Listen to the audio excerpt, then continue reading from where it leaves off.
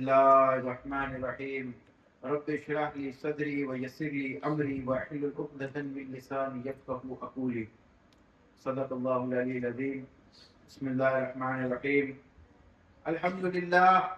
الحمد لله رب العالمين والعاقبة للمتقين والصلاة والسلام على رسوله النبي الكريم أما بعد فأعوذ بالله من الشيطان الرجيم بسم الله الرحمن الرحيم والقاظمين الغيظ والعافين عن الناس والله يحب المحسنين صدق الله العلي العظيم. معزز سامعین حضرات، السلام علیکم ورحمۃ اللہ وبرکاتہ. میں نے آپ سب کے سامنے کلام مجید کی جس مبارک آیات کو تلاوت کرنے کا شرف حاصل کیا ہے، اس پر کچھ گفت و شنید کرنے سے پہلے واجب سمجھتا ہوں کہ ہم اور آپ مل کر آقا نامدار، مدینے کے تاجدار جناب احمد مختار، جناب پاک محمد رسول اللہ صلی اللہ علیہ وآلہ وسلم کی بارگاہ بےکس پناہ میں جھوم جھوم کر درود پاک کا نذرانہ عقیدت پیش کریں. اللہم صلی علی سیدنا محمد وعلی آل سیدنا محمد وبارک. ایک اور مرتبہ نبی اور آل نبی پہ درود پاک کا نذرانہ عقیدت. اللہم صلی علی سیدنا محمد وعلی آل سیدنا محمد وبارک وسلم. رب ذوالجلال اپنے مبارک کلام میں فرماتا ہے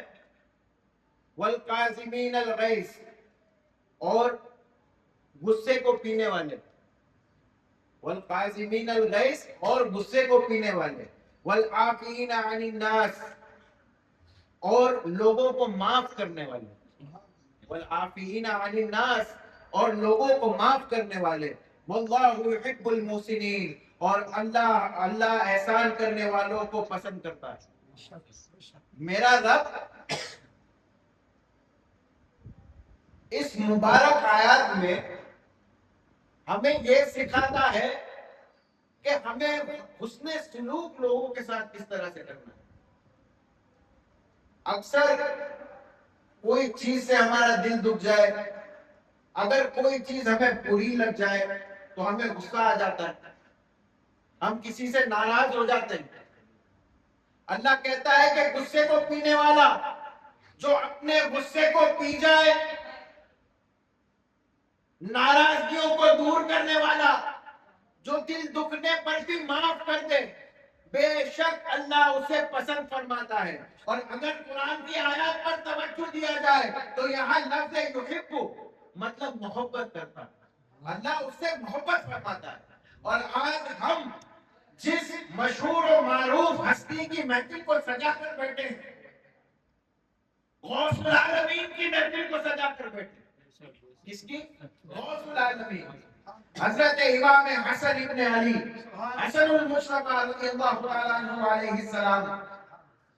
مولا حسن کی زندگی، مولا حسن کی ذات، مولا حسن کا کردار، یہ اس آیات کی جیتی جاگتی ہوئی تفصیل ہے. پورے عالم اسلام نے دیکھا کہ کس طرح میرے مولا نے ظلم و ستم بھی سہے، کس طرح میرے مولا نے شجاعت بھی دکھائی، کس طرح میرے مولا نے سخاوت بھی دکھائی، کس طرح میرے مولا نے اپنے دل دکھانے والوں کو معاف بھی فرمایا. یہ تمام کی تمام چیزیں ملتی ہیں کس کی ذات میں؟ حضرت امام حسن علیہ السلام. اس لیے کہنے والے نے خود لکھا ہے، محروم نہ تھا سایہ شہ ثقلین، محروم نہ تھا سایہ شہ ثقلین، اس نور کی جلوہ گاہ کی ذات حسنین. تمثیل نے اس اسم کے دو حصے کیے، آدھے سے حسن بنے آدھے سے حسین. سبحان اللہ. آدھے سے حسن بنے آدھے سے حسین.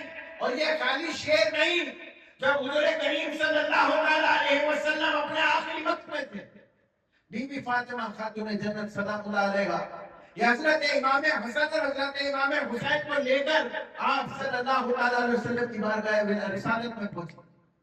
اور اپنے بابا جان سے کہنے لگی کہ اے میرے بابا جان، میں آپ کے نوازوں کو لائی ہوں۔ رسول اللہ اس حالت میں بھی، میرے نبی اس حالت میں بھی اٹھ کر حسن حسین سے محبت کرنے لگے، ان سے پیار کرنے لگے، ان کو چومنے لگے۔ بیوی فاطمہ فرماتی ہے بابا جان، آپ میرے بچوں کو کچھ آپ کی نشانی دے دیں، کچھ وراثت عطا فرما دیں۔ کیا کہا بیوی فاطمہ نے کہ آپ میرے بچوں کو اپنی کوئی نشانی دے دیں، کوئی وراثت عطا فرما دیں۔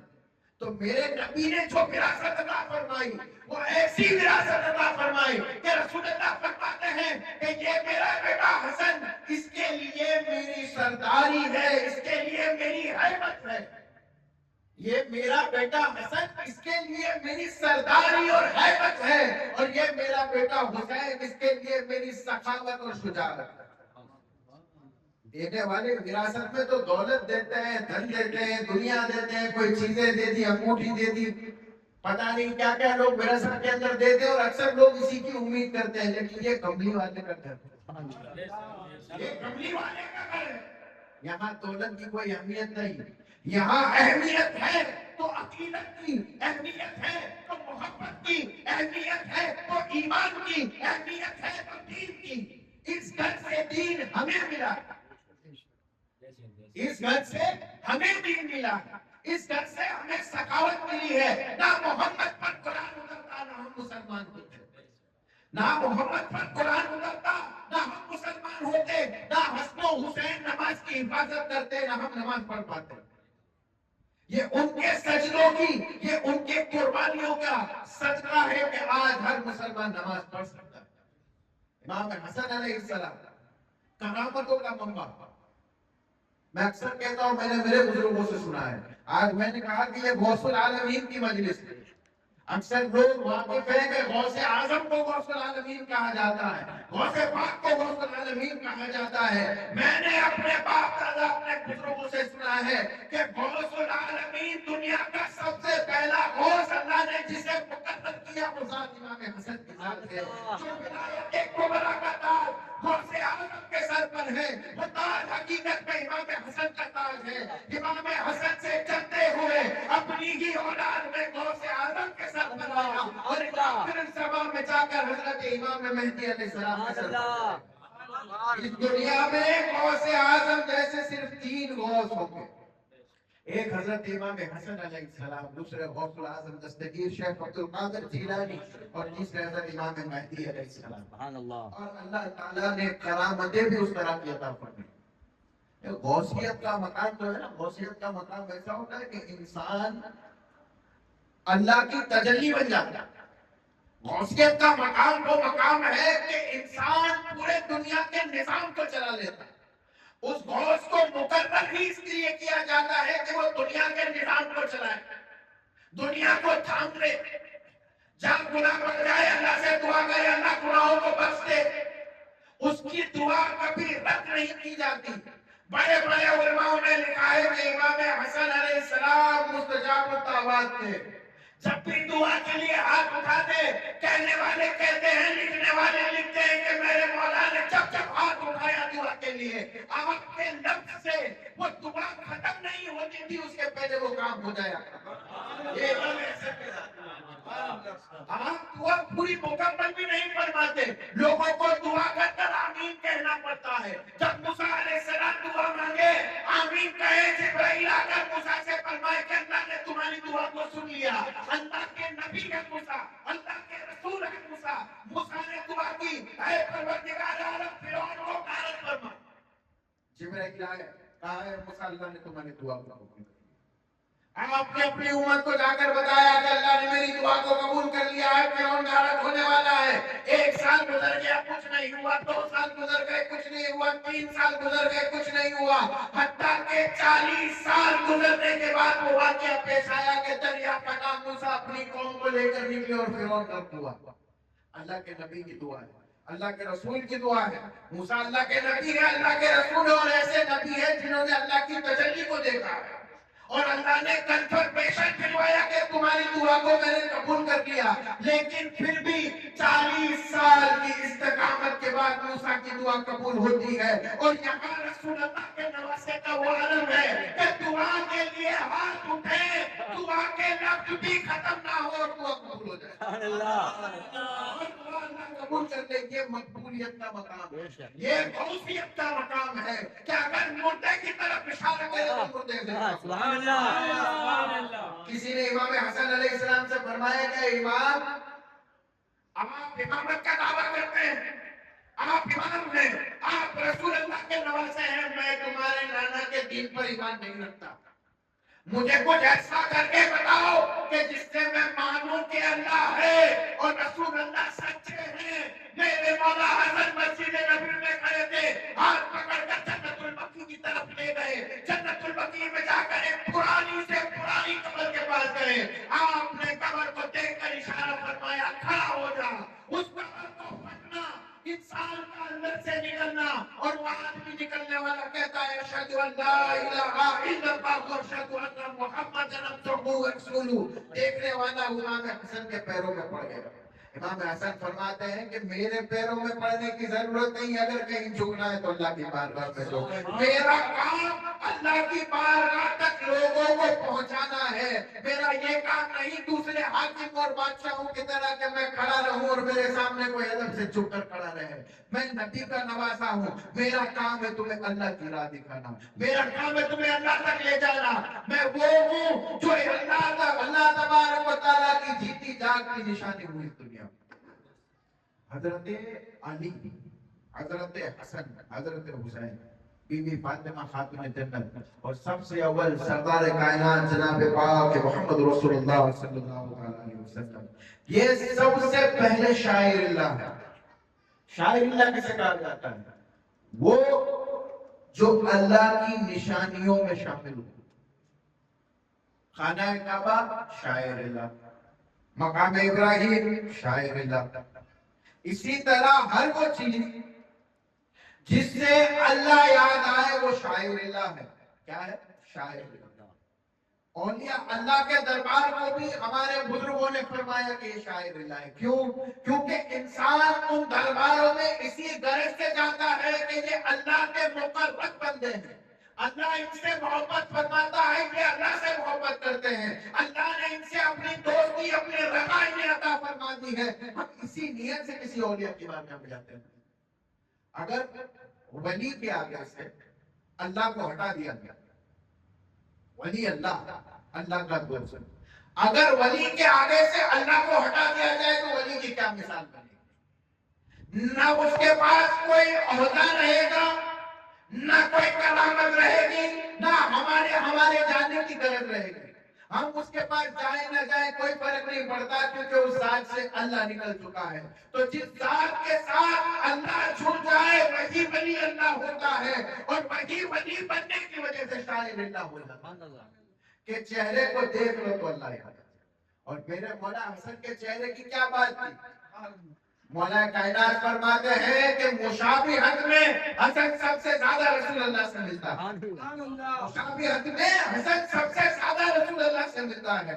کہنے والوں نے یہ بھی کہا ہے کہ امام حسن کا آدھا دھڑ یعنی پیٹ سے لے کر سر مبارک تک کا حصہ رسول اللہ صلی اللہ علیہ وسلم کی خوبہ شبیہ. جو امام حسن کو دیکھ لیتا وہ یہ سمجھتا کہ میں نے رسول اللہ کو دیکھ لیا. کہیں مولا کائنات فرماتے ہیں, مولا کائنات کہتے ہیں کہ حسن مشابہت میں سب سے زیادہ رسول اللہ کی صورت رکھتا ہے, اور حسین مشابہت میں سب سے زیادہ میری صورت رکھتا ہے. اور دونوں کے کردار کس طرح کے؟ مشابہت میں رسول اللہ کی تو وہاں شجاعت تھی, وہاں سخاوت تھی, وہاں بردباری تھی, اور وہاں جو مشابہت تھی حضرت علی کی تو وہاں ہمت اور جرأت تھی. ہمت اور جرأت دونوں ساتھ میں حضرت امام حسین کی ذات کا, اور بردباری اور سخاوت, یہ تینوں چیزیں ساتھ میں حضرت امام حسن کی ذات ہے. امام حسن کا کردار جو ہے وہ اس اسلام کے اعجاز میں لوگوں نے بڑی خیانت کی ہے. لکھنے والوں نے تو بڑا لکھا ہے, بڑی تفصیلیں بیان کی, لیکن آپ نے اپنی زندگی کو جس معیار پر گزارا ہے, اور آپ کی زندگی میں جو واقعات پیش آئے ہیں یہ کربلا کی بنیاد بنے. کربلا اصل میں حسن کی تھی. کربلا حسن کی تھی. حسن کے بعد میں وہ کربلا حسین کی ہوئی. کربلا حقیقت میں حسن کی تھی اور یہ کربلا شروع امام حسن سے ہوئی. امام حسن نے جو معاہدہ کیا تھا اس معاہدے کا پاس نہ رکھنے پر امام حسین نے کربلا کی جنگ کی.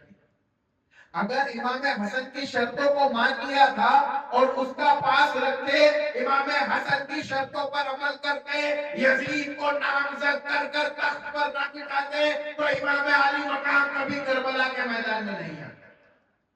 یہ بنیادیں ہیں جن کی وجہ سے کربلا ہوئی ہے.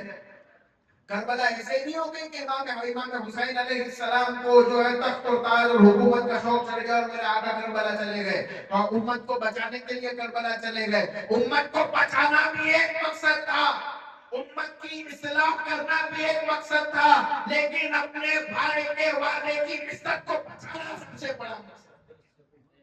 مجھے واقعہ یاد آیا کہ شام کا دربار ہے، امام حسن کی صلح کے بعد کا وقت ہے، شام کا دربار ہے اور امام حسن کے پردہ کرنے سے کچھ وقت پہلے کا واقعہ ہے. شام کا دربار ہے، حاکم شام کو یہ پتا چلتا ہے کہ امام حسن دربار میں آنے والے، تو حاکم شام اپنے اکابرین اپنے اصحاب سے کہتا ہے کہ جاؤ جلدی جلدی لوگوں کو لے کر آؤ، جلد سے جلد لوگوں کو لے کر آؤ، میرے دربار کو بھر دو تاکہ جب حسن آئے تو انہیں دیکھ کر لگے کہ میں یہاں کا حاکم، یہاں کا راجہ بن چکا ہوں. امام حسن علیہ السلام شام کے دربار میں دھیرے دھیرے چلتے ہوئے آ رہے ہیں. وہاں منادی شور لگا رہا ہے کہ حاکم شام نے بلایا ہے، حاکم شام نے بلایا ہے. پوری مسجد کو بھر دیا گیا، جامع مسجد عمومی پر گئی. حاکم شام نے اپنے خطیب کو کھڑا کر دیا، وہ بنو امیہ کی شان میں قصیدے گانے لگا. لوگ چلا چلا کر تعریفیں کرنے لگے، تحسینیں کرنے لگے. اتنے میں نواسہ رسول صلی اللہ علیہ وآلہ وسلم مسجد کے دروازے پر پہنچے. آپ نے پورے مناظر کو دیکھا. امام علی مقام دھیرے دھیرے دھیرے دھیرے اندر بڑھتے گئے حتیٰ کہ بادشاہ کے تک پہنچ گئے. بادشاہ کو دیکھا، بادشاہ ادھر کے کہنے لگا اے امیر المومنین آپ کب آئے؟ اے نواسہ رسول آپ کب آئے؟ مجھے تو پتا بھی نہ چلا. کہا جب تمہارا خطیب خطبہ دینے کھڑا ہوا تھا تب آئے. تو کہا کیا آپ نے سنا؟ کہا ہاں میں نے سنا. امام حسن کہنے لگے کہ میں نے بنو امیہ کی تو بڑی تعریفیں سنی، لیکن اگر کسی میں ہمت ہو تو میں یہاں کھڑا رہ کر اپنا شجرائے نسب کرتا ہوں. میں یہاں آدم سے لے کر رسول اللہ، ابو طالب سے لے کر علی اور علی سے لے کر حسن تک کا شجرا پڑھتا ہوں. کسی بنو امیہ کے کتے میں ہمت ہو تو جا کر اپنا شجرا پڑھ کر دے گا. ان کی زبان بند. ارے وہ نبوت کا شجرا ہے جو آدم سے چلا، ابراہیم پر آیا، اسماعیل سے ہوتے ہوئے محمد الرسول اللہ پر آیا. محمد الرسول اللہ سے حضرت ابو طالب، حضرت ابو طالب محمد رسول اللہ صلی اللہ علیہ وسلم حضرت علی سے ہوتے ہوئے حضرت بی بی فاطمہ کو لیتے ہوئے حسن حسین تک آیا ہے. کوئی عام شجرا، کوئی معمولی شجرا نہیں. ارے اس شجرے میں ختم نبوت ہے، وہ شخصیت ہے جس پر اللہ نے نبوت کے سلسلے کو روک دیا، وہ شخصیت جس کے بارے میں اللہ کہتا ہے نور لنا نور، محمد میرا نور ہے. یہ وہ شجرا ہے جس میں ایسی ہستیاں ہیں کہ جن کے بارے میں اللہ فرماتا ہے کہ میں نے تو چاہا کہ میں تمہارے اہل بیت کو خوب پاک کر دوں، ہر رجس سے ہر گناہ سے خوب اور خوب زیادہ پاک کر دوں. یہ وہ ہستیاں ہیں اس شجرے میں موجود ہیں. زبانیں بند ہو گئی. امام حسن ممبر پر چڑھے. ممبر پر چڑھنے کے بعد آپ نے سب سے پہلی جو چیز فرمائی تھی وہ تھی انا حسن ابن علی. اب شام کا دربار یہ وہ ماحول ہے کہ خلافت لینے کے لیے حسن سے لڑنے آئے تھے. یہ وہ ماحول ہے کہ جب امام حسن مصلی پر نماز پڑھے تو پیچھے کچھ لوگ آ کر شرارت کرنے کے لیے کھڑے ہو جاتے اور امام جب مصلی پر آتے مصلی کو کھینچ کر امام کو نیچے گرا دیتے. یہ وہ زمانہ ہے. یہ وہ زمانہ ہے کہ جمعہ کے خطبوں میں ممبر کے اوپر سے حضرت علی پہ لعنت کی جاتی جاتی تھی، نعوذ باللہ من ذالک، یہ وہ زمانہ ہے۔ اور اس زمانے میں ان کے ہی دربار میں، ان کی ہی مسجد میں، ان کے ہی لوگوں کو بیچ میں کھڑے ہو کر حسن کہتے ہیں انا حسن ابن علی۔ پہچان لو مجھے جو جانتا ہے، اور جو نہیں جانتا اسے پتا چل جائے کہ میں حسن ہوں، علی کا بیٹا ہوں، محمد کا نواسا ہوں۔ میں اگر چاہوں تو شام کو عراق کر دوں اور عراق کو شام کر دوں، میں اگر چاہوں تو دن کو رات کر دوں، رات کو دن کر دوں، میں اگر چاہوں تو شام کو صبح بنا دوں اور صبح کو شام بنا دوں۔ بس اتنا کہنا تھا، ایک آدمی پیچھے سے اٹھا، زور سے آواز لگا کر کہنے لگا، اے حسن، یہ کیا بول رہے ہو جو تمہاری قدرت میں نہیں، تمہاری طاقت میں نہیں، تم یہ نہیں کر سکتے، تمہاری قدرت اور طاقت میں نہیں۔ میرے مولا غیث کی نظر سے پیچھے پلٹ کر دیکھتے ہیں اور کہنے لگتے ہیں، میرے حسن کا قول اتنا اپنی زبان سے نکالا کہ ایک عورت آدمیوں کے بیچ میں کیا کر رہی تھی، بس اتنا کہنا تھا۔ دربار کے لوگوں نے دیکھا کہ اس آدمی کی حیت بدلنے لگ گئی، اس کا جسم تبدیل ہونے لگ گیا، اس کے سر سے بال بڑے نکلنے لگے، وہ ایک سیکنڈ کے اندر اور آدمی سے عورت بن گیا۔ جب اس کی حیت بدلی، اس کی حیت بدلی، اسے شرم آنے لگی، تو اس جگہ سے وہ دھیرے دھیرے نکلنے لگا۔ جب نکلا تو مولا حسن کہتے ہیں، رک جا، تو آیا کب آدمی تھا، تیرے گھر میں عورت بیٹھی ہے، اب تو چاہ رہا ہے تو عورت ہے، جا، ہم نے تیرے گھر میں جو عورت بیٹھی اسے آدمی کر دیا، جا، ہم نے تیرے گھر میں جو عورت بیٹھی اسے آدمی کر دیا۔ تو یہ کرامتیں جو عبد القادر جیلانی دکھاتے ہیں، یہ پرتاؤ ہے امام حسن علیہ السلام کا، یہ طاقت ہے اس خون کی، یہ کرامتیں میرے مولا پہلے دکھا چکے ہیں۔ غوث اعظم کو یہ کرامتیں وراثت میں ملی، غوث اعظم کو یہ کرامتیں وراثت میں ملی ہے۔ میں نے اپنے بزرگوں کے منہ سے سنا ہے کہ ایک مرتبہ معراج کا موقع تھا، معراج کا موقع ہے، اور عبد القادر جیلانی بغداد میں اپنی مسجد میں کھڑے ہو کر خطبہ دے رہے ہیں، تقریر کر رہے ہیں، مجلس چالو ہے، ہزاروں کا مجمع لگا ہوا ہے، اور عبد القادر جیلانی فرماتے ہیں کہ میرے نانا رسول اللہ صلی اللہ علیہ وآلہ وسلم معراج کی رات کو حضرت ام ہانی کے گھر سے پلک جھپکتے ہی آسمانوں میں چلے گئے، جنت کی سیر کی، سدرۃ المنتہا کی سیر کی، جنتوں کو دیکھا، فرشتوں کو دیکھا، نبیوں سے ملے اور اللہ تک سے مل کر آ گئے۔ اور جب پلک جھپکی آپ واپس آ چکے تھے، آپ کا بستر بھی گرم تھا، کنڈی کھڑک رہی تھی، پانی چل رہا تھا، اتنا سنا تھا ایک یہودی وہاں سے گزر رہا تھا۔ غوث اعظم خطاب فرما گئے، لکھنے والوں نے لکھا ہے کہ 70,000 کے مجمع میں آگے والا جس طرح سے سنتا اسی طرح سے پیچھے والا سن لیتا تھا۔ اتنی کرامت غوث اعظم کی آواز میں تھی، وہ امام حسن کے خون کی کرامت تھی۔ اس یہودی نے کہا کہ ایسا تھوڑی ہوئی، ایسی کوئی بات نہیں، پلک جھپکتے آ گئے، پلک جھپکتے چلے گئے، چاند اتنا دور، آسمان اتنا دور، بغداد سے بصرہ جانا ہو تو ایک مہینے کا سفر ہوتا ہے، یہ آسمان زمین، عرش اعظم جنت، ہر جگہ پلک جھپکتے چلے گئے، پلک جھپکتے آ گئے، اور اتنی تیزی سے گئے تھے کہ زمین، اتنی تیزی سے گئے تھے کہ بستر بھی گرم رہا، اتنی تیزی سے واپس آئے کہ پانی بھی چلتا رہا، اتنی تیزی سے واپس آئے کہ کنڈی بھی ہلتی رہی۔ غوث اعظم کے کانوں میں جب یہ آواز گئی، عبد القادر جیلانی تقریر کرتے کرتے فرماتے ہیں کہ اگر میں تجھے نہ بتا دوں کہ کس طرح گئے اور کس طرح آئے تو میں عبد القادر جیلانی نہیں۔ مجمع میں خاموشی ہو گئی، جو سبحان اللہ کہہ رہے تھے وہ حیرت میں پڑ گئے کہ یہ غوث پاک کو اچانک کیا ہوا، معراج سناتے سناتے میں عبد القادر جیلانی نہیں پر پہنچ گئے۔ بہرحال جب غوث پاک نے یہ بات کر دی، آپ کو تقریر کرنے لگے، وہ یہودی اپنے گھر کی طرف گیا۔ جب اپنے گھر میں پہنچا، اس یہودی نے اپنی بیوی سے کہا کہ بیگم میں گھر میں آ چکا ہوں، تم جاؤ کھانا لگاؤ، میں پلک جھپکتے ہی نہ کر واپس آؤں گا۔ اللہ کی قدرت دیکھو، جب اللہ کو کسی کو ہدایت دینی ہوتی ہے تو وہ وہی لفظ اس کی زبان سے نکالتا ہے کہ وہ لفظ اسے ہدایت عطا فرماتے، وہ لفظ اسے ہدایت دیتے۔ اس نے کہا کہ بیگم جب کھانا نکال، میں پلک جھپکتے ہی نہ کر آتا ہوں۔ وہ اندر گیا، کنڈی کو لگایا، اب پرانے زمانوں کی کنڈی تھی، ہل رہی تھی دھیرے دھیرے، وہ کھڑا ہوا، اس نے پانی ڈالا، جیسے ہی پانی ڈالا آنکھیں بند ہوئی، ایک سیکنڈ کے لیے آنکھیں کھلی تو کیا دیکھ رہا ہے؟ دریا میں کھڑا ہے. آنکھیں جب کھلی تو کیا دیکھتا ہے کہ دریا میں کھڑا ہے. جب اپنے آپ کو دیکھا تو جسم پہ کپڑے نہیں تھے. جب اپنے جسم کو غور سے دیکھا تو آدمی بھی نہیں تھا، عورت بن چکا تھا. آدمی بھی نہیں رہا، عورت بن چکا تھا. اپنے جسم کو سنبھالتے ہوئے یہاں سے وہاں کپڑوں کو کرتے ہوئے وہ کسی طرح کنارے پر پہنچا. کچھ دیر میں کچھ مچھواروں نے دیکھا کہ کون عورت ہے بنا کپڑوں کے کھڑی ہو جا کر کپڑے وپڑے بنا ساتھ میں لے کے کھانا پینا کھلایا. کچھ وقت تک اس شہر کے اندر ہو رہا. اب وہ اتنا عرصہ عورت کے جسم میں اس شہر میں گزار چکا تھا کہ وہ بھول گیا کہ وہ کبھی آدمی ہوا کرتا تھا. اس مچھوارے نے جس نے اس کی مدد کی تھی اس نے نکاح کا پیغام بھیجا، اس کی نکاح ہو گئی.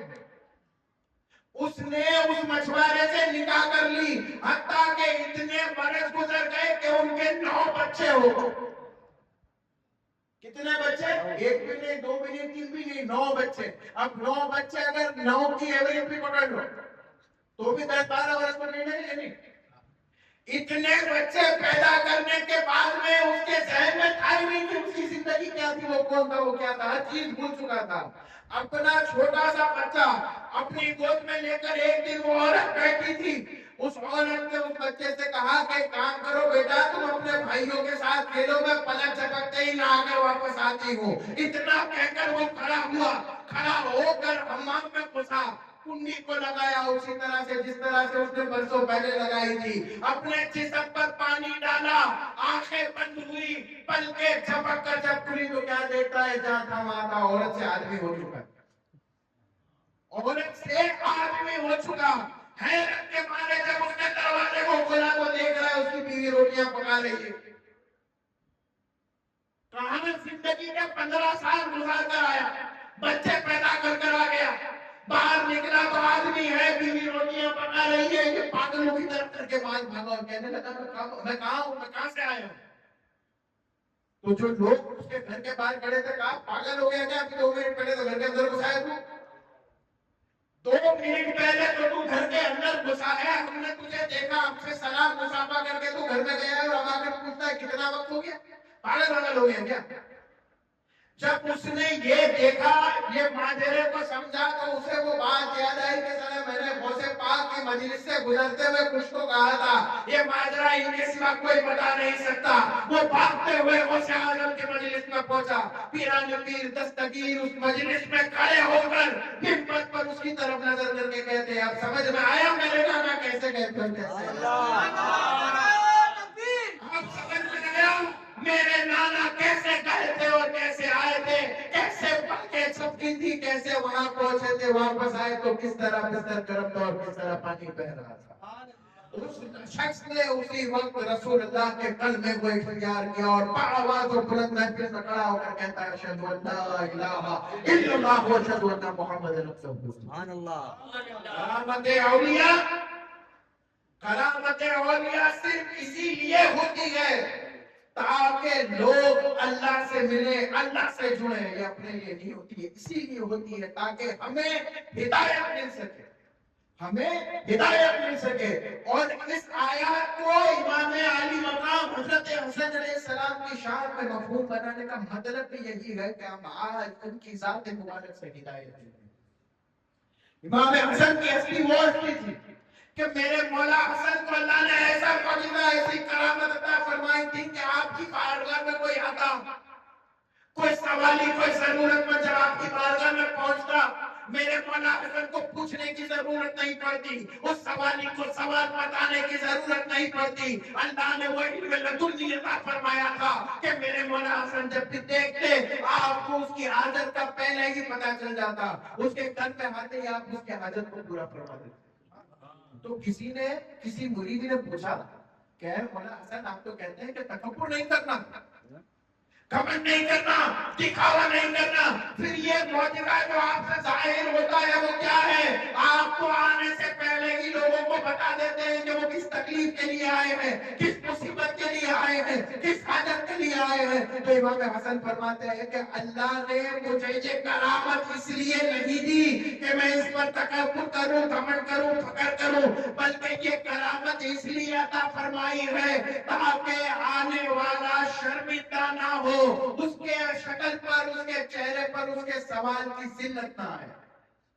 تم کسی کے پاس کچھ مانگ کے جاؤ کہ حاجت میں ہو کہ اگر وہ تمہارے سامنے آپ اس کو بتانے میں بھاری تو پڑ جاتا ہے. غیرت والا آدمی ہے جس کے اندر غیرت ہے, جس نے کبھی کسی کے آگے ہاتھ نہیں پھیلایا, وہ مجبوری کے اندر کسی کے پاس جا کر کہے گا کہ میں مجبور ہوں, مجھے کچھ پیسے دے دو, میری مدد کر دو. کوئی کہتے کہ مجھے کھانا کھلا دو, میں بھوکا ہوں. لیکن غیرت والا ہو تو اس کی غیرت یہ گوارا نہیں کرے کہ وہ بہت مشکلوں کو سہن کرنے کے بعد کسی کے پاس جا کر ہاتھ پھیلائے گا. امام حسن کہتے ہیں کہ میرے پاس وہی آتا ہے جو مشکلوں میں گرا ہوتا ہے, میرے پاس وہی آتا ہے جو مشکلوں میں گرا ہوتا ہے, اور میرے زمین کو یہ گوارا نہیں کہ وہ مجھ سے کچھ مانگے اور اس کے چہرے پر وہ احساس آئے کہ میں کتنا حقیر ہو چکا ہوں کہ مجھے مانگنا پڑ رہا ہے. میری ذات کو یہ گوارا نہیں, اسی لیے اللہ نے مجھے یہ کرامت عطا فرمائی ہے کہ جب بھی کوئی آئے اس کے بولنے سے پہلے میرے دل سے اللہ مجھے بتا دیتا ہے کہ یہ کس لیے آیا. اور یہی سلسلہ ہمارے ولیوں کے دربار میں امام حسن کی برکت سے چل رہا ہے. جب بھی کسی اولیاء کی بارگاہ میں جاؤ, آپ میں سے کئی ایسے ہیں جن کو بادشاہ میاں سرکار کا زمانہ ملا, جب بھی ڈیرے میں آؤ جھولے پر بیٹھے بیٹھے بنا کچھ پوچھے بنا کچھ کہے کہہ دیتے تھے کس لیے آئے ہو. میں نے اکثر اس کے والد کی زبان سے سنا, علی بھائی جب حیات تھے بیٹھے رہتے تھے میرے پاس, اکثر میں نے ان کی زبان سے سنا کہتے تھے کہ جب بھی گھر میں کوئی چیز گم ہو جاتی, پہلے میں ہر جگہ ڈھونڈ لیتا مجھے نہیں ملتی, ہر کباڑ میں چھوٹے چھوٹے ڈبوں کے اندر جہاں پیسے جمع کر کے رکھتا تھا ہر جگہ ڈھونڈتا تھا, مجھے وہ چیز نہیں ملتی تھی. ایک مرتبہ میری گھڑی گم گئی اور میں نے ہر جگہ ڈھونڈ لیا, وہ گھڑی مل نہیں گئی. تو مجھے ہوا کہ چلو میں باپو کا پڑھ جاؤں. کہتے ہیں کہ میں ڈیلے پر آیا, میں نے ڈیلے کے اندر ابھی پہلا قدم رکھا اور باپو جھولے پر بیٹھے ہوئے تھے. بادشاہ میاں سرکار نے ان کی طرف نظر کر کے فرمایا علی بھائی گھڑی گم گئی ہے, جب پتہ چلا وہ ڈبہ پڑا ہے ڈبے کے اندر. سبحان اللہ. علی بھائی حیرت میں, علی بھائی کہنے لگے کہ میں واپس بھاگتے ہوئے گھر پر گیا, میں نے وہی کباڑ کو کھولا جس طرح بتایا اسی طرح وہاں ایک ڈبہ پڑا تھا. اب حیرت کی بات یہ تھی کہ میں اس ڈبے کو پہلے چیک کر چکا تھا, میں نے اس ڈبے کو آلریڈی کھول کر دیکھ لیا تھا, لیکن انہوں نے کہا تھا, میں نے کہا باپو نے کہا تو ٹھیک ہے دیکھ لیتے ہیں. جب ڈبہ کھولا وہ گھڑی اسی کے اندر, ڈبہ کھولنے پر وہ گھڑی اسی کے اندر بھی. اسی طرح سے کہتے ہیں کہ ایک مرتبہ میری بکری بھاگ گئی. علی بھائی ایک مرتبہ بابو بکری چلی گئی, ہم نے بہت جگہ پر ڈھونڈا, ندی میں گئے, ادھر کی ادھر کی, کہیں بکری ملی گئی. ابھی قدرتی میں نے کہا کہ باپو بلا دے, باپو کو نہیں کام. تو جب ڈیلے میں آیا اندر گھس, میں باپو کی بات دیکھنے بیٹھا تھا, حجرے میں سے باہر نکلے. ارے حجرے میں سے باہر نکلنے مجھے کہتے کہ علی بھائی دوسرے کا پسی ہوئے گے, پہلے تو جا تیری بکری کمار والے کے ڈھولے پر باندھ دیں گے, پہلے تو چلا جا تیری بکری کمار والے کے ڈھولے پر باندھ دیں گے. اب علی بھائی حیران, علی بھائی کہنے لگے کہ میں میرے باپو کو آ کر پوچھا, میں تو ان کے کام سے ڈیلے میں آیا تھا. جب ڈیلے میں آیا باپو نے کہا میں بھاگتے ہوئے گیا, اب بکری گھومی تھی صبح میں, یہ شام کا وقت ہے. علی بھائی کہتا ہے میں گیا جس جگہ بتایا تھا اسی جگہ پر ایک لکڑے کے ڈنڈے سے رسی سے بکری باندھی ہوئی تھی. میں بکری چھوڑ کر اپنے گھر واپس لے کر گیا. پھر باپو کے پاس جب واپس آئے تو کہنے لگے کہ فلاں فلاں جگہ پہ میری بکری چل رہی تھی, وہ چور نے چرا کے لے گیا تھا بیچنے کی نیت سے, لیکن اللہ نے تیری بکری بچا لی. کس نے بچائی؟ اللہ نے تیری بکری بچا لی. تو اپنے جتنی بکریاں یہاں بیٹھی ہیں, اپنے جتنی بکریاں, ایمان جس کا کمزور ہے یہ بکری, ایمان جس کا مضبوط ہے شیر. شیر کو بچانے کی ضرورت نہیں ہوتی, بکریوں کو بچانے کی ضرورت ہوتی ہے. اسی لیے غوث اعظم اور امام حسن جیسے شیروں کو رسول اللہ کی امت میں اللہ نے عطا فرمایا ہے تاکہ ہم جیسی بکریوں کو روزے قیامت میں بچا سکیں. روزے قیامت میں ہم جیسی بکریوں کو ذبح ہونے سے بچا سکیں. یہ شان حکمت ان کی ذات میں اللہ نے عطا فرمائی, اور رسول اللہ نے تو ہم پر واجب کر دیا ہے کہ ہم ان سے محبت کریں. اللہ نے ہم پر واجب کر دیا ہے ہم ان سے محبت کریں. اللہ قرآن میں فرماتا ہے اِنَّ الْمَوَدَّةَ فِي الْقُرْبَىٰ, اے رسول, اے نبی, اے میرے حبیب, جا کر اپنی امت سے کہو کہ میں نے تم تک جو دین پہنچایا میں اس کے عوض میں تم سے کوئی اجرت طلب نہیں کرتا سوائے میرے اہل بیت کی محبت کے. سبحان اللہ. سوائے میرے اہل بیت کی محبت کے. اور پھر رسول اللہ حجۃ الوداع میں فرماتے ہیں کہ میں تمہارے پیچھے دنیا میں دو بھاری چیزیں چھوڑ کر جا رہا ہوں. پھر فرمایا ایک اللہ کی کتاب، اللہ کی کتاب، اللہ کی کتاب. اور پھر 3 مرتبہ فرماتے ہیں میری اطرت، میری اطرت، میری اطرت، یعنی میرے اہل بیت، میرے اہل بیت، میرے اہل بیت. پھر میرے نبی نے فرمایا کہ جو ان کو پکڑ کر چلے گا وہ زندگی میں کبھی گمراہ نہیں ہوگا. یہ دربار کبھی گمراہی دے ہی نہیں سکتا. یہ وہ دربار ہے جہاں سے ہدایت نکلتی ہے. یہ وہ دربار ہے جہاں سے سخاوت نکلتی ہے. یہ وہ دربار ہے جس پر دین نازل ہوا ہے. یہ وہ گھر ہے جس پر دین نازل ہوا ہے. اور یہ وہ گھر ہے جس کی ذمہ داری ہے دین کو بچانے کی. رسول اللہ صلی اللہ تعالی علیہ وسلم کے دونوں نواسے شہید ہوئے. کس لیے ہوئے؟ دین کو بچانے کے لیے. میرا آقا روتے روتے فرماتے تھے، رسول اللہ روتے روتے فرماتے تھے کہ میرا یہ حسن شہید کر دیا جائے گا، اسے ظاہر کیا جائے گا، لیکن یہ میرا بیٹا سید ہے، سردار ہے. یہ مسلمانوں کے 2 بڑے گروہوں میں سنا کروایا. پھر کہتے تھے میرا یہ بیٹا حسین، اسے کربلا میں ذبح کر دیا جائے گا، اسے شہید کر دیا جائے گا، لیکن یہ میرا بیٹا سردار ہے. اور یہ ایسا سردار ہے کہ شہید اعظم کہلائے گا. اس کے لہو سے اللہ تعالیٰ میرے دین کو زندہ فرمائے گا. اور ایسا ہی ہوا. امام حسن نے شہادت دی. آپ کا یہ بھی ایک معجزہ ہے کہ آپ کو اپنی زندگی میں کہنے والے کہتے ہیں کہ کم و بیش کم سے کم 15 سے 20 بار زہر دیا گیا. لیکن آپ کا یہ معجزہ تھا کہ سخت سے سخت زہر کو جب آپ کو پتا چلتا کہ میرے جسم میں زہر آ گیا، آپ کچھ نہیں کرتے، کوئی دعا نہیں مانگتے، کوئی طبیب کے پاس نہیں جاتے، آپ سیدھا اللہ کے حبیب کی بارگاہ میں چلے جاتے. رسول اللہ کی بارگاہ میں جا کر اپنے نانا کی تربت مبارک پر لپٹ جاتے. کچھ دیر تک اپنے نانا کی تربت کو گلے لگا کر گھر واپس آتے اور زہر کا اثر ختم ہو جاتا. زہر کا اثر ختم ہو جاتا تھا. جب آپ کا آخری وقت آیا، آپ کو ایسا زہر دیا گیا تھا، آپ کو ایسا زہر دیا گیا تھا کہ جس سے آپ کہنے والے کہتے ہیں، لکھنے والوں نے حدیث کی کتابوں میں لکھا ہے کہ آپ کے کلیجے کے ٹکڑے ہو چکے. آپ جب کھانسی کھاتے تھے تو آپ کے چہرے، آپ کے منہ مبارک سے خون نکلتا تھا. آپ جب ایسی حالت میں بھی حضرت امام حسن حسین کو بلا کر کہتے ہیں کہ میں جانتا ہوں، اے میرے بھائی، میں جانتا ہوں کہ میرا قاتل کون، میرے ساتھ یہ کس نے کیا، میں جانتا ہوں. اب سوچو دلوں کے حال جاننے والا، ہزاروں کے مجمع میں کون کیا سوچتا ہے اللہ اس کے دل پر اتار دیتا ہوں. اسے پتہ نہیں ہوگا کہ اسے زہر کس نے دیا. کہتے ہیں میں جانتا ہوں، لیکن اے حسین میں اسے معاف کرتا ہوں. میں اس دنیا میں اپنے قاتل کو معاف کرتا ہوں. اور میں تمہیں بھی صلاح دیتا ہوں کہ جب تک ضرورت نہ ہو انتقام نہ لینا، تلوار نہ اٹھانا. جب تک اللہ کے دین کی اور حق کی بات نہ آئے اپنی تلوار کو نہ اٹھانا. کہہ دیا. پھر فرماتے ہیں کہ میرا بیٹا قاسم میں اسے تمہاری خدمت میں دیتا ہوں. اس کے گلے میں ایک تعویذ ہے، جب بہت ضرورت کا وقت آئے اور وہ تعویذ تمہیں دکھائے، اس تعویذ میں میری وصیت ہوگی، اسے پڑھ لینا. اس میں تمہارے لیے بھی ہدایت ہے اور اس کے لیے بھی ہدایت. سوچنے والی باتیں. ایک جگہ کہہ رہے ہیں کہ تلوار نہ اٹھانا، میں نے اپنے قاتل کو معاف کر دیا، لیکن دوسری جگہ کربلا میں ہونے والے واقعات کو ایک چٹھی کے اندر لکھ کر آپ نے دے دیا. اور کہنے والوں نے روایت کے اندر لکھا ہے کہ ایک موقع ایسا بھی تھا کہ دونوں بھائی تنہا بیٹھے تھے، مرگ کے بستر کے اوپر امام حسن لیٹے ہیں، امام حسین اپنے بھائی کے پیروں کو دبا رہے ہیں. اور امام حسن روتے روتے دونوں بھائیوں کی آوازیں بلند ہوئی. گھر والوں نے دیکھا یہ دونوں بھائی اتنا کیوں رو رہے ہیں، لیکن اندر جانے کی کسی کی ہمت نہیں ہوئی. باہر سے سننے والوں نے سنا امام حسن روتے روتے امام حسین کو کربلا کا مقتل سنا رہے ہیں. کربلا میں کس طرح صاحبزادوں کو شہید کیا جائے گا، کربلا میں کس طرح کافرین اور اصحاب کو شہید کیا جائے گا، کربلا میں کس طرح سکینہ کو پیاسا رکھا جائے گا، کربلا میں کس طرح امام حسین کو شہید کر دیا جائے گا. یہ پورا واقعہ مرگ کے بستر پر سوتے سوتے حضرت امام حسن حضرت امام حسین کو بتا دیا. دونوں بھائی ایک دوسرے سے گلے لگے اور رونے لگے. اور میرے آقا امام حسن علیہ السلام اس داد پانی کو چھوڑ کر دنیا سے پرواز کر گئے. انا للہ و انا الیہ راجعون.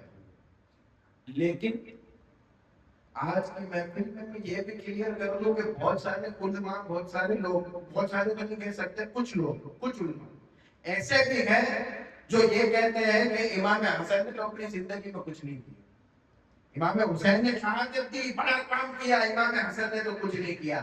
جو حسن نے کیا ہے، اگر حسن نہ کرتا تو حسین کربلا کی شہادت دے ہی نہیں پاتا۔ حسن نے تلوار نہیں اٹھائی لیکن قلم سے وہ چوٹ کی ہے دشمنوں کے سینے پر کہ وہ کربلا کے اندر بکس کے طور پر باہر نکل کر رہے ہیں۔ امام حسن نے وہ زمانہ دیکھا ہے کہ جس زمانے میں ان کے بابا کو منبروں سے لعنت دی گئی، آپ نے اس پر صبر کیا۔ سوچو حکومت کو امام حسن سے کتنی تکلیف ہوگی۔ ایک صحیح روایت میں ہے کہ مروان بن حکم معاویہ کے دربار میں بیٹھا ہے، یہ دونوں ایک دوسرے سے باتیں کر رہے ہیں، اتنے میں ایک صحابی رسول مقدام بن معدی رضی اللہ تعالیٰ عنہ آ کر معاویہ کی محفل میں بیٹھتے ہیں، اور اتنے میں خبر آئی کہ امام حسن کا وصال ہو چکا ہے۔ اتنے میں یہ خبر آئی، مقدام کہتے ہیں کہ میں نے کہا اِنَّ لِلَّهِ وَإِنَّا إِلَيْهِ رَاجِعُونَ۔ مروان بن حکم کہتا ہے کہ مقدام تو حسن کے وصال کو، مرنے کو زحمت سمجھتا ہے، مصیبت سمجھتا ہے۔ پھر کہتا ہے کہ حسن تو آگ کا ایک شعلہ تھا، اللہ نے اسے ٹھنڈا کر دیا۔ جب جتنا سنا، مقدام رسول اللہ کے صحابی، کسی بنو امیہ کے صحابی نہیں، رسول کے صحابی، کہنے لگے اے معاویہ، اے مروان، اگر میں تمہارے جسموں میں آگ نہ لگا دوں تب تک میں اس جگہ سے کھڑا نہیں ہوں۔ پھر فرمانے لگے معاویہ بتاؤ، کیا رسول اللہ نے درندوں کی کھال پہننا حرام نہیں فرمایا؟ مردوں پر درندوں کی کھال کو پہننا، درندوں کی کھال سے مراد شیر چیتے کی جو چمڑے کی جیکٹ وغیرہ بنا کے پہنتے، کیا درندوں کی کھال کو رسول اللہ نے مردوں پر حرام نہیں کیا؟ تو کہا ہاں رسول اللہ نے حرام فرمایا ہے۔ کہا سنے چاندی کے برتنوں میں کھانے پر رسول اللہ نے حرام نہیں فرمایا؟ کہا ان چیزوں کو بھی حرام کیا ہے۔ کہا ریشم کا کپڑا پہننا رسول اللہ نے حرام نہیں کیا؟ تو کہا ہاں ان چیزوں کو بھی حرام فرمایا ہے۔ پھر کہنے لگے اے معاویہ، یہ تینوں چیزیں تیرے گھر میں نے اپنی نظروں سے ہوتے ہوئے دیکھی۔ اس پر معاویہ کہنے لگے کہ تم سے باتوں میں کوئی نہیں جیت سکتا، اور ایک اتنی بڑی تھیلی اشرفیوں کی بھر کر ان کے ہاتھ میں پکڑوا دی، یعنی روانہ کر دیا۔ جب روانہ کیا انہوں نے اس تھیلی کو لیا، وہیں اسی کے سامنے جتنے مسکین اور معصوم کھڑے تھے ان کے ہاتھ میں تقسیم کر کر چلے گئے۔ کہا مجھے یہ دولت کی کوئی غرض نہیں، میرے نبی نے فرمایا تھا کہ 30 سال تک خلافت راشدہ رہے گی اور اس کے بعد کاٹ کھانے والی مملوکیت کا دور آئے گا، کاٹ کھانے والی مملوکیت کا دور آئے گا۔ اور اگر 5 خلیفہ کو ملا لیا جائے، اسلام میں 4 خلیفہ نہیں ہے، خلفائے راشدین 4 نہیں ہے۔ یہی بدخیالی ہے جو لوگوں نے کی ہے کہ خلفائے راشدین کو 4 بتاتے ہیں، حضرت ابوبکر صدیق رضی اللہ تعالیٰ عنہ، حضرت عمر فاروق رضی اللہ تعالیٰ عنہ، حضرت عثمان غنی رضی اللہ تعالیٰ عنہ، حضرت مولا کائنات کرم اللہ وجہہ الکریم علیہ السلام۔ لیکن 5واں خلیفہ جو 6 مہینے تک خلافت پر رہا، جو خلیفہ راشد ہے، وہ تو حضرت امام حسن علیہ السلام ہے۔ حضرت علی کے بعد کسے لوگوں نے خلیفہ بنایا؟ حضرت حسن کو بنایا، اجماع کے ساتھ بنایا۔ 6 مہینے تک آپ کی خلافت قائم رہی، اور رسول اللہ کا جو قول ہے، جا کر حضرت ابوبکر صدیق، حضرت عمر، حضرت عثمان غنی اور مولا کائنات کی پوری زندگی جتنے بھی سال انہوں نے اسلام کے خلیفہ رہے، ان سالوں کو گن لو۔ جب مولا علی کے 2.5 سال ملا ہوگا نا تو 6 مہینے باقی رہ جائیں گے۔ وہ 6 مہینے جو باقی رہتے ہیں وہ خلافت راشدہ کے 30 سال کو پورا کرنے میں وہ حضرت حسن کے 3 مہینے، جب ان کے 6 مہینوں کو ملا لیا جائے تو خلافت راشدہ مکمل ہوتی ہے۔ یعنی ہمارے خلیفہ 4 نہیں 5واں خلیفہ حضرت امام حسن علیہ السلام اور دوسرے امام حضرت حسن علیہ السلام۔ اللہ تعالیٰ ہمیں اہل بیت سے محبت کرنے کی توفیق عطا فرمائے۔ اور ایک بات ضرور کہوں گا کہ مولا حسن کی ذات وہ ذات ہے کہ اگر اس ذات کو کوئی سمجھ لے، امام حسن کو اگر کوئی سمجھ لے، میں یہ دعویٰ کرتا ہوں کہ وہ ولی بن جائے۔ اسے اور کوئی وظیفہ، کوئی عبادت کچھ کرنے کی ضرورت نہیں، بس حسن کو سمجھ لے۔ جس نے حسن کو سمجھ لیا وہ وقت کا خود اور وقت کا باس بن جائے گا۔ یہ میں نے سمجھ کر دیکھا کہ امام حسن کیا ہے۔